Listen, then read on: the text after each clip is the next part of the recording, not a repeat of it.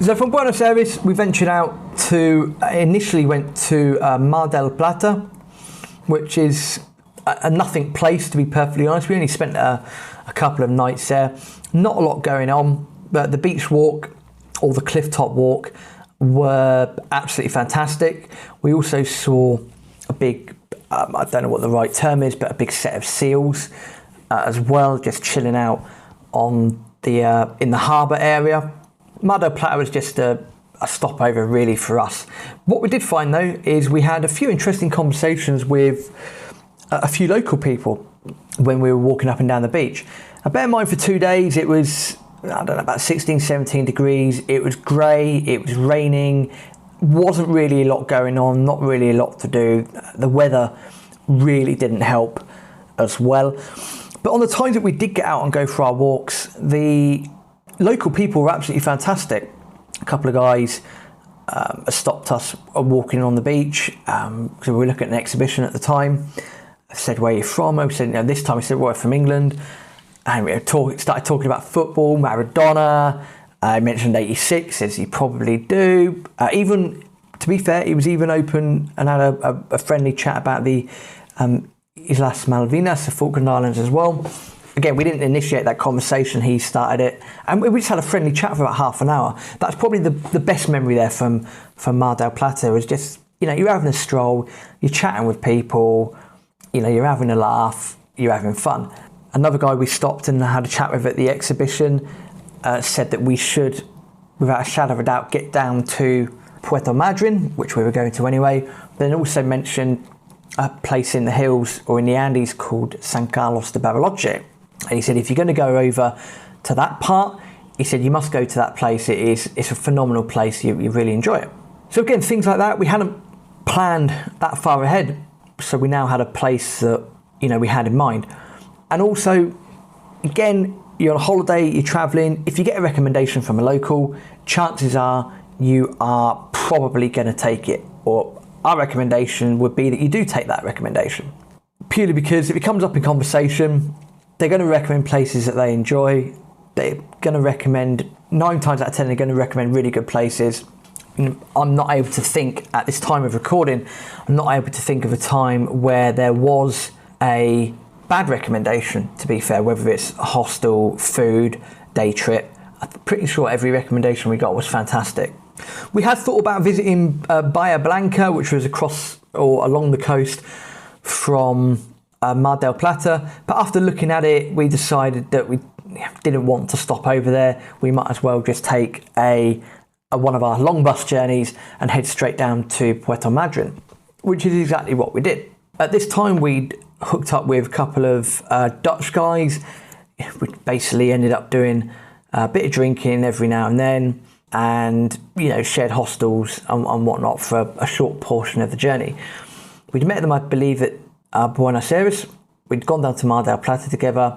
We ended up going down to Puerto Madryn together. Stayed in the same hostel there for 3 or 4 days. Now, Puerto Madryn is a brilliant place. It really is. There is quite a bit of history behind it. As you could probably tell by the name, you're thinking, sounds a little bit Welsh. Yes, that is absolutely correct. This is all to do with Welsh settlers back in the day. In fact, I think it was, if I remember correctly, about 1860s, around that time, there was Welsh immigrants arriving. Puerto Madryn is a natural port, and they decided to name it Puerto Madryn. But there you are. That's the absolute excitement, and it just grew from there. There are a couple of other places around the area that we didn't go to. Down the road there is a small place called Rawson, and also a small city called Trelew. That's Trelew.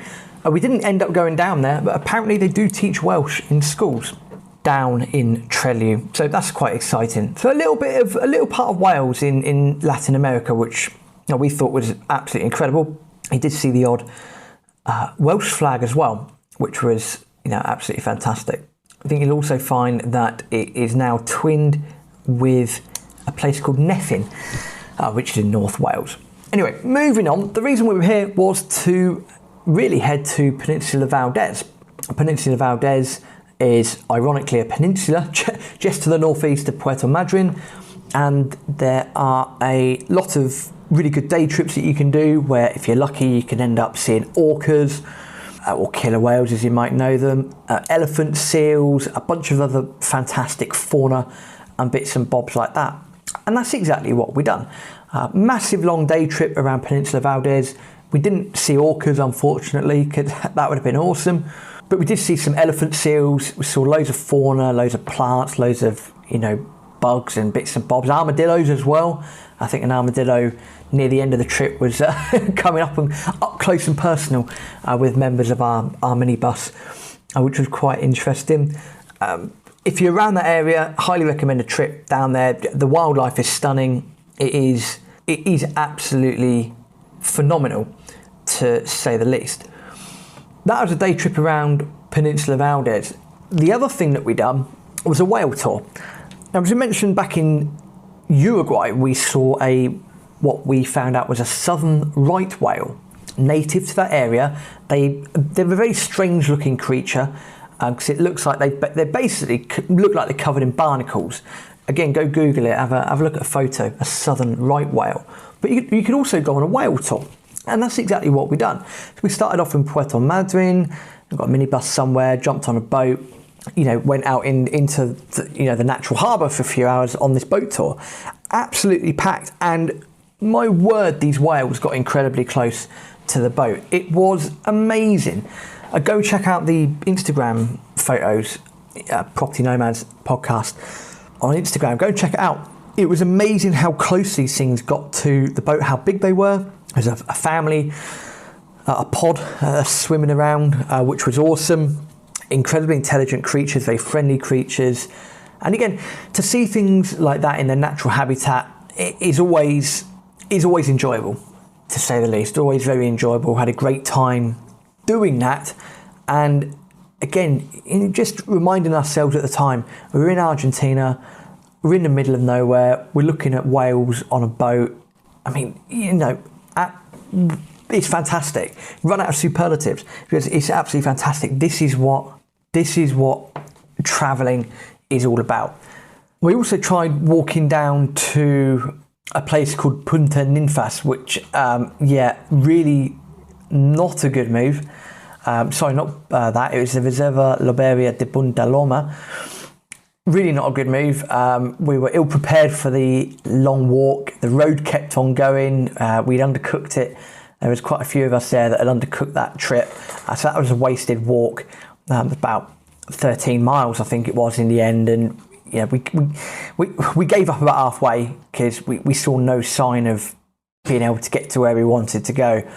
One of those experiences where you think a car's probably going to be better rather than using your feet. But hey ho, it was what it was. We saw some great things, some great cliffs, some great beaches that we walked on as well. And that summed up Puerto Madryn. The southern right whales, that was an experience. Everything's an experience, to be honest. And looking back at it, you're seeing a lot of these things for the first time. Not the whales as such, but certainly when we were at Peninsula Valdes, just looking down on these elephant seals.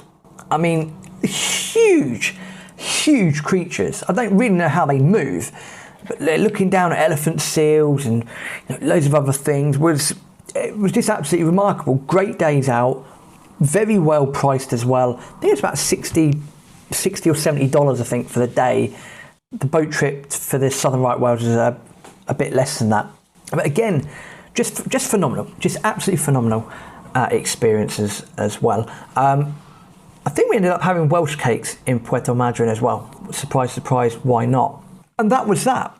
We decided from Puerto Madryn that the Dutch guys went on their way.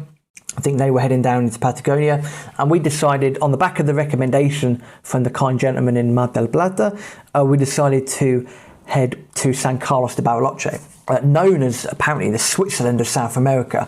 We had no idea what to expect. We knew that the bus journey, again, it was about an 18-hour bus journey to get to San Carlos de Bariloche. It kind of meant the last day in Puerto Madryn was a bit of a dud of a day, because we effectively checked out of the hostel and we had to wait around for 7 or 8 hours for a bus. No word of a lie and no offence to Puerto Madryn, there's not really a lot to do in the town itself. You can walk along the pier, which is very, very nice. We've done that a few times. We've done it each evening. Again, we could see southern right whales going, underneath the pier, which was pretty cool. But apart from that, we ended up walking around the town a few times, and that was about it. Not really a lot to do that day. But we knew we were off to the Switzerland of South America, San Carlos de Bariloche. What would await us there, apart from mountains? We'll find out next week. And join us for San Carlos de Bariloche.